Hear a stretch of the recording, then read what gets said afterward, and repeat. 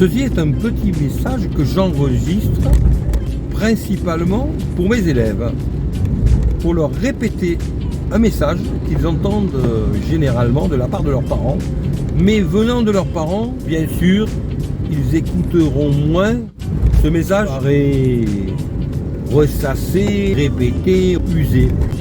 Et pourtant, il n'est jamais plus actuel qu'aujourd'hui. Le message est le suivant. Vous êtes à l'école. Ne croyez pas, ça ne va pas durer une éternité, ça va même passer très très vite. Et une fois que c'est terminé, votre avenir est terminé. Dans le sens où, une fois que votre période scolaire est terminée, vous entrez dans la vie active d'une manière ou d'une autre et vous ne pouvez plus revenir en arrière. Ce que vous n'aurez pas fait à l'école, au lycée, éventuellement dans le supérieur, ce n'est pas après que vous le ferez, ne rêvez pas.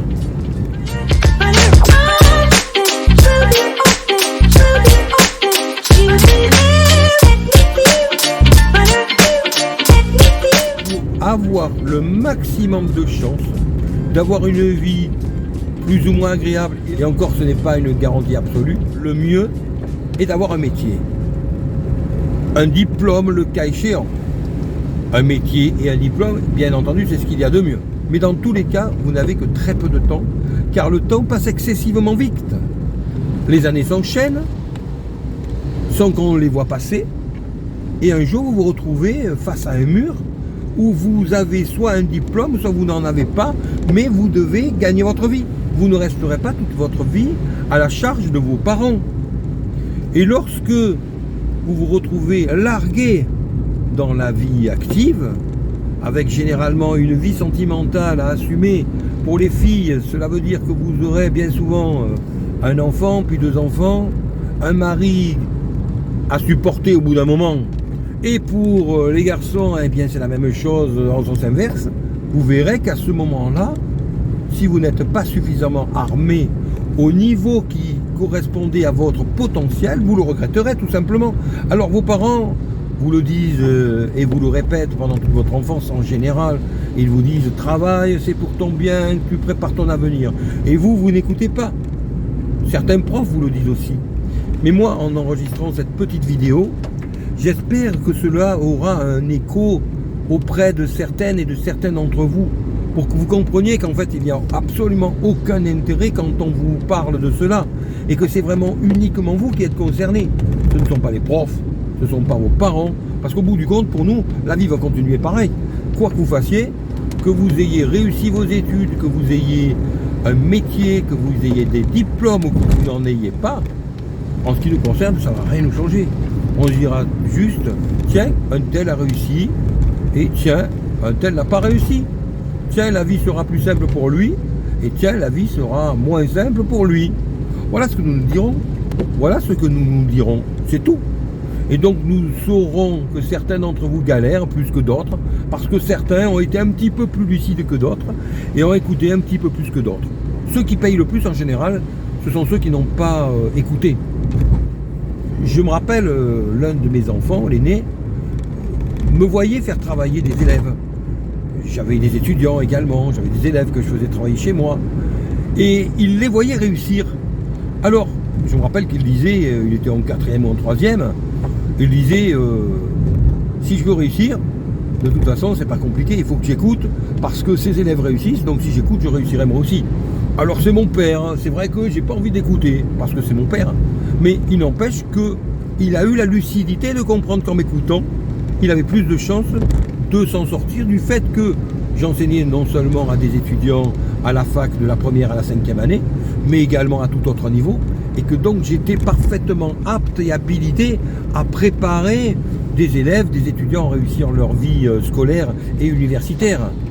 Donc par intérêt, je dirais, il m'a écouté parce qu'il a compris qu'il était de son intérêt de réussir ses études pour avoir un diplôme et pouvoir choisir sa vie professionnelle. Et puis ces 2 frères, par contre, n'ont pas du tout suivi la même voie, et pourtant je leur ai dit exactement les mêmes choses que je disais également à tous mes élèves, mais l'un a fait semblant de travailler parce qu'il n'était pas suffisamment motivé, mais en attendant, la motivation pour faire quelque chose de sa vie n'a pas été suffisante, et surtout il avait lui-même un petit frère, le dernier, qui lui par contre ne voulait pas travailler. Il ne voulait rien faire, il n'y avait que la fête qui l'intéressait, que la fumette. Et donc, il a entraîné en quelque sorte le cadet dans sa chute, je dirais. Et ce qui est dramatique pour eux, 10 ans après, c'est que l'aîné qui a écouté a une vie, comme je l'avais dit, et comme je l'ai dit à tous mes élèves et étudiants, qui est certainement plus intéressante en ayant un diplôme, en gagnant malgré tout beaucoup plus correctement sa vie, que les deux suivants qui ont préféré l'amusement, qui ont préféré écouter les sirènes des personnes qui disaient de ne pas écouter le père qui donnait des conseils qui ne servaient à rien, travailler, il y avait mieux à faire quand on était jeune, il fallait profiter de sa jeunesse. Et oui, mais seulement une fois que cette jeunesse est terminée, et ça va très vite, entre 20 et 25 ans, quand il s'agit de commencer à s'assumer, eh bien on se retrouve à devoir assumer les conséquences de cette bêtise de ne pas avoir voulu écouter les conseils des parents, des professeurs, de toute personne sensée qui prodiguait toujours le même conseil consistant à dire qu'il faut préparer son avenir pour avoir une vie plus agréable par la suite. Donc c'est ainsi que l'on peut se retrouver avec un enfant qui va avoir réussi sa vie universitaire à un niveau très honorable, et puis un ou deux autres qui par contre n'auront rien fait parce qu'ils n'auront pas voulu écouter ces conseils-là et auront préféré écouter les chants des sirènes de personnes irresponsables d'ailleurs, il faut bien le signaler, qui ont préféré les entraîner à d'autres choses qu'à préparer leur vie, à préparer leur avenir. C'est triste parce que 10 ans après, lorsque chacun se retrouve avec lui-même et qu'il se rappelle de ce père, de ses enseignants qui leur disaient « Travaille, c'est pour ton avenir, tu verras ». Si tu as préparé ton avenir, tu auras un métier qui sera plus agréable, qui sera plus intéressant, tu gagneras mieux ta vie, tu côtoieras des personnes qui t'intéresseront plus. Eh bien, en se souvenant de tout cela rétrospectivement, je pense que cela doit être terrible de ne pas avoir écouté. Et je pense que cela doit également être terrible lorsque l'on est, par exemple, le grand frère qui a écouté, qui voit les petits frères avoir la vie qu'ils ont, parce qu'ils n'ont pas écouté ou parce qu'ils n'ont pas écouté les bons conseils, parce qu'ils se sont laissés dévier de la voie qui leur disait de travailler pour préparer leur vie. Cela doit être également terrible. Pour tout le monde, cela doit être terrible. Aussi bien pour celui qui a écouté, qui a réussi et qui voit les autres s'être loupés, que pour ceux qui ont voulu faire les fortes têtes, qui n'ont pas voulu écouter pour braver l'autorité du père ou du professeur, qui se retrouvent à devoir assumer les plus basses besognes, les moins bien payées, et cela pour le restant de leur vie. Donc j'en reviens à mes élèves qui m'écoutent, faites attention à tous ces pièges. Vous voyez, ce n'est pas parce que une personne dans une fratrie écoute que les autres vont écouter. Et vice versa, ce n'est pas parce que quelqu'un n'écoute pas, ce n'est pas parce qu'un grand frère ou une grande sœur n'a pas voulu étudier que vous, plus jeunes, vous ne pouvez pas étudier, être sérieux, écouter les conseils des personnes qui vous disent de travailler pour préparer votre avenir. Et je dis toujours qu'il y a une sorte de calcul à faire. En quelque sorte, vous sacrifiez à la limite 10 ans de votre vie, de 15 à 25 ans. 10 ans, pas plus, pour étudier. Étudier, qu'est-ce que c'est? Ça veut dire que vous lisez vos cours, que vous surlignez ce qui est important, vous comprenez, vous répétez, vous apprenez à expliquer ces cours que vous avez eus et que vous apprenez, comme si vous étiez le professeur.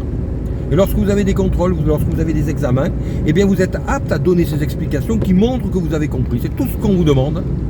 Et à partir de là, vous êtes quasiment assuré de réussir vos études. Vous faites ça pendant 10 ans, à partir de la seconde. 10 ans après, vous êtes diplômé.